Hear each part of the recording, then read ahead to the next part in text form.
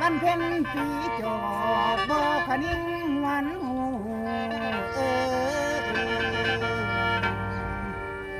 จะมาเป็นหรือชูอยู่ทั้งไหนใจว่าเด้คือว่าคำนางนี่มีลูกดังเกบุเพสร้างตั้งแต่หลัง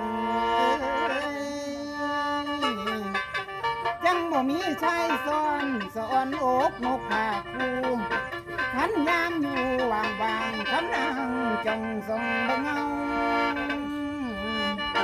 ถึงยามแรงยามเศร้าได้แย่งเงาอยู่ในแลนจากบ่แย่นเขียนบ่จุงน้ำตาคิวกะบ่เขขันกี่ลายทายเป้หูหนวกตาลอพอสิมีแนวตีพวกผิดจันบ่มาเบาลาจังเถอะเนาะคนตาแม่นว่าชายบ่มักคำนางนี้กะบ่เฮาแม่นว่าชายบ่เอาคำนางนี้กะบ่ลาพวกภาษีภาษาได้เศร้าเก่ายังมีอยู่ชู้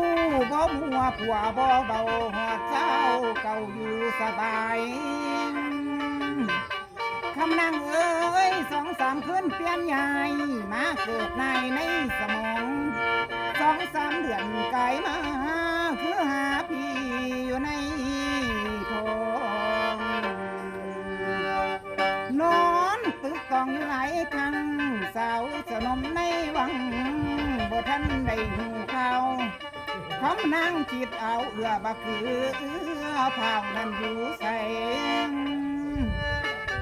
ขันได้กินสาซ้ำจาก3 คำคือสีสวงบักเขือพวงกะโบเบาเอามาให้กะโบกินแนวใจดันดินอยากกินแต่บักเขือต้นมันมีคนเดียวคนละแนวบักเขือเผาหน่วยขาวคือกายไม่อยู่ลายเท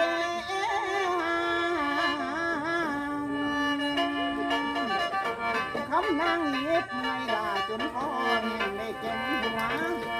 เห็นแม่ครัวสาวใจลูกแก่งไก่พัดหมูบ่อยาก